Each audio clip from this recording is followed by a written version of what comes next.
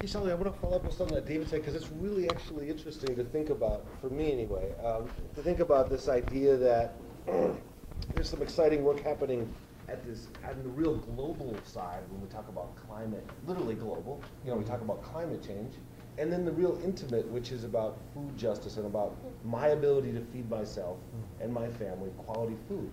So it's on those two extremes where some real work is happening. So again, not something we talking about, but you know, want to just talk a little bit about that. And I think Russ made a good point about, are there some stories that help to kind of, when we talk about food justice, what does that mean? What are we talking about with the food desert? Maybe we can talk about, you know, yeah. Sorry. Well, I think what I'll say is that environmental justice inherently is very sort of integrative.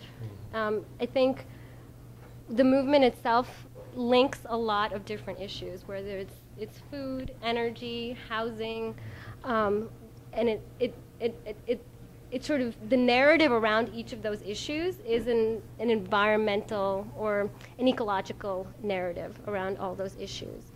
And so I think in terms of movement building, what we're seeing is that that's where the strength of, and where the environmental justice movement is going, is really how can it start to work and partner with other sort of issue areas, because it crosses over quite considerably. And there's actually a lot of people in this room who are amazing experts on food justice systems, and I think you know, as we open up the conversation, they can speak to that. In terms of climate justice, and what I'm seeing is actually this sort of reconnection to culture. And you know, when you think about sort of not in my neighborhood, okay, you know, that community, I think it's important for all of us to think about our own histories and our own, you know, where our ancestors came from and where kind of what our cultural practices are. I think there's a general sense in all of our communities that there's something missing, that there isn't a completeness necessarily. I think a lot of us in sort of developed societies are wanting to know kind of, you know, whether in Minnesota, I know a lot of people go back to Norway or Sweden to sort of find out, you know, where what their heritage is. I know where my husband's family is. You know, there's a strong German culture, and you know, people ask always why, you know, why is this girl from India married to this German guy from Nebraska? And it's because he has a real sense of culture and where he comes from. But I think there's a searching now that's happening, and the climate justice movement is really forcing that question among all of us, because a lot of our ancestors did know how to live sustainably. And it's not about going back, and I think that's always, you know, when we talk about how our indigenous cultures, our own ancestors lived on this planet, it's about how do we take the values they had and the knowledge they had, because they actually were had expertise and knowledge about living with the planet and living within ecological limits, and there was a direct connection to the impacts associated with use. So when you took, you felt the impacts. Now we take and we don't feel the impacts. You know, we turn the lights on, but we don't feel the impacts of the coal plant that's burning somewhere, right? And so we've lost that connection. So either how do we, you know, how do we start to make it to a scale where we can actually be reconnected? And how do we realize that, okay, in a modern society, living with technology, what is the conversation around appropriate technology? And I think, so it's not about, you know, grandma in the dark or, you know, whatever the terminology is, cold and in the dark, but it's really about thinking about appropriate technology, and I think a lot of the mainstream environmental groups and how they frame climate, it's let's maintain our current lifestyle and just replace the large sort of systems with other technology. And I think that is with other large-scale technology. And that's what the climate justice movement has really been challenging. Like, how do we bring it back to a human scale? And how do we bring all of our systems back to a human scale, whether it's the energy system or the food system? And how do we start to feel that connection again? And I think all of us, you know, there are answers in our own cultures and backgrounds, our own neighborhoods even, on how to do that. And I think that connects it. That it's not just in someone else's neighborhood, because I think we've all experienced a sense of loss.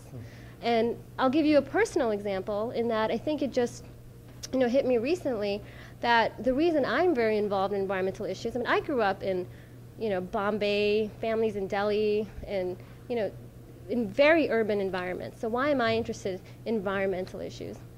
And it actually comes back to a lot of the spiritual, you know, connections that I was raised Hindu, that my family had. And realizing it now is actually based on a very indigenous religion that people are trying to kind of keep alive in very urban environments. And, you know, because we do things in my family, I'm like, well, why are we doing that? That doesn't make any sense, you know, because we live in, you know, why would you, you know, what's the significance of ghee anymore in living in the U.S.? But it's sort of it's this attempt to reconnect back to a lost or knowledge that has been lost, and sort of reconnect to it on how to live with the earth. So that's sort of my longer response to it. No, But it's that very was good. personal. That was a long question and complicated one. So before, one of the things we want to do is get some dialogue going here with the audience, but I also wanted to kind of, so a number of people have talked about what's happening here locally and saying like, okay, so we've talked about this, you know, in a number of different ways, but so what are the issues, the concerns, the opportunities that are happening here in Minnesota, or even, you know, the Twin Cities or in this neighborhood, that people can kind of wrap their head around this issue? What are some things that hit them every day? And we may want to pull from the audience too. I mean, you guys have been nice why on don't the we spot. pull from the If you audience? don't mind, I think you better answer that. I do under lights. Yeah. Well, there's a lot happening, and I would challenge you all not to necessarily go to traditional environmental issues. I would just look at community development issues in your neighborhood. When you say community development, what do you mean by that?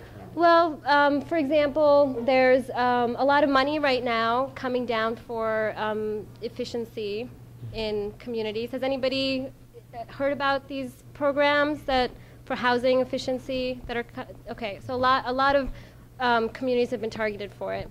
So if you start looking into it, if you live in a wealthier community, you're going to realize that, oh, the resources are in my neighborhood. And if you start looking into it and you're in a less wealthy community, you're going to realize, oh, the resources aren't in my neighborhood. And so that in itself they're both areas of activism, right? But working on even simple issues of making my community center, you know, more, you know, green or environmental or energy efficient in my own neighborhood is a way of connecting to these issues. Or is there you know, access to green space? It's not really typical environmental issues, I would say. So I don't know if that.